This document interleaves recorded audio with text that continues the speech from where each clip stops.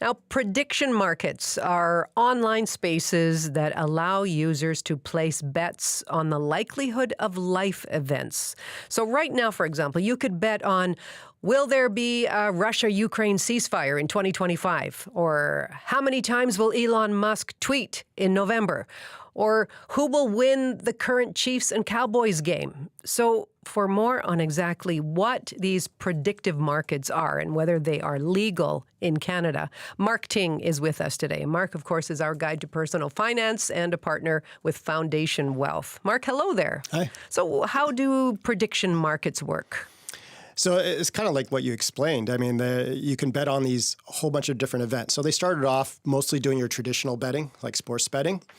And now if I went to the trending page, it's the Ukraine-Russia ceasefire, whether it will happen in 2025. So now we can bet on that. Also, people bet on elections. So essentially what happens is you can, if the probability of a ceasefire, if you think that it's likely in 2025, there's going to be sort of a dollar wage. So right now it's a 10% chance, if I went to it right now, that there's going to be one. So not a very high chance. So anybody who's betting a dollar would earn like an extra 90 cents if they're correct. And anyone who says there's not going to be a ceasefire will only earn 10 cents. Okay. So, I mean, a couple of years ago, I don't recall anyone talking about prediction markets. I mean, in your world, are these kind of things actually mainstream? They are mainstream. Okay. Like we've talked about it quite a few times. Maybe you didn't notice, okay. But I mentioned things like the poly market. And when I listen to analysts, business people, it's sort of part of the lexicon now. It's quite normal. They came out in popularity where people, I guess, gave them credibility was during the election, like the last presidential election. So what we saw there was people were betting on who's going to win the election, as one does. And they did it well before the actual election date. So people would track it. The historic way to do things would be like polls, and we'd see how that polls were about 50-50. It was really close between Biden and Trump, and then it seemed like Trump was pulling away a little bit, and then Biden got replaced with Harris. All that sort of thing happened.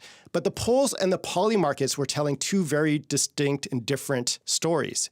The poly market started showing that the Republicans were doing quite a bit better than the Democrats. And then when they replaced Harris with Biden, then the Democrats started doing very well. Now, what people found very interesting was actually the day of elections. So everyone, we're talking about it. They say it's a flip of a coin, very close. We're going to watch this intensely. But the poly markets were saying that Trump was going to run away with it. It would almost be a red sweep. And by about 5 or 5:30, the poly markets basically said there's a 98% chance that Trump was going to win.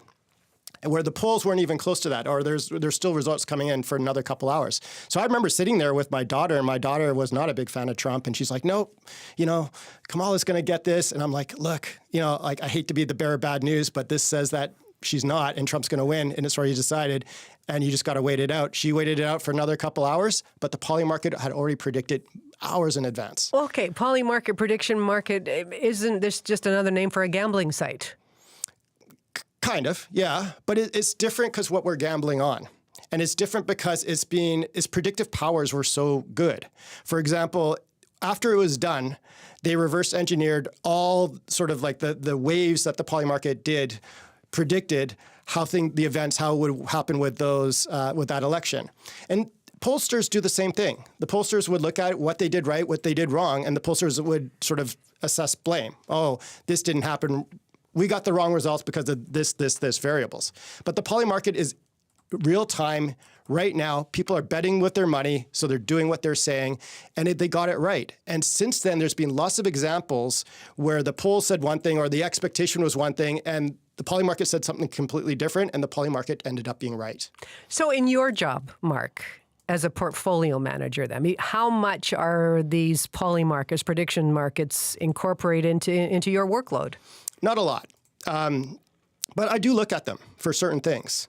So, for example, last week we were talking about this AI bubble and whether it was going to pop or not. And I think the last thing I said to you was, look, if you're worried about this, don't look at your statements. Probably in a month from now, we'll be at all-time highs.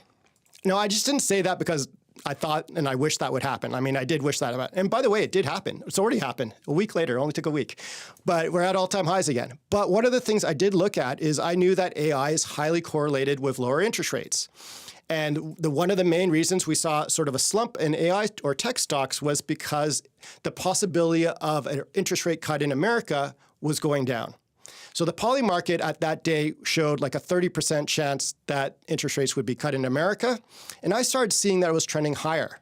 And by the end of the day, it was like 50%. And that gave me confidence that, oh, okay, maybe the market hasn't priced this in and maybe it's behind the curve. And today it's 85%. So whether an interest rate cut happens or not, it's a lot more likely, according to the poly market or these prediction markets, that it will happen, like an 85% chance as of today. Yeah, you've really got to be on it. I mean, my producer, Jake Costello, is just, informing me. So this is a spoiler alert for NFL fans, by the way, so I'll give it a couple of seconds here. But the Chiefs and the Cowboys are playing right now, fourth quarter, few minutes left here. So in 10 minutes ago, that predictive market showed that the Chiefs looking more like the winners, and then things were switched around really, really quickly. Now the Cowboys are given a big percentage of winning there. So, I mean, you've got to be on this. Yes and no. So what it does is it absorbs new information very quickly. So let's say the quarterback broke his leg. The poly market, the prediction markets would know that right away, and the odds would change very quickly. Ukraine, Russia ceasefire deal. Right now, it's like 10% according to these prediction markets. But let's say Zelensky or Trump tweeted out something like, Happy Thanksgiving, things are really progressing well, deal's imminent, then that would switch from 10% to like 90% very quickly. So what they're good for is sort of like just the pulse, feeling what's happening right now.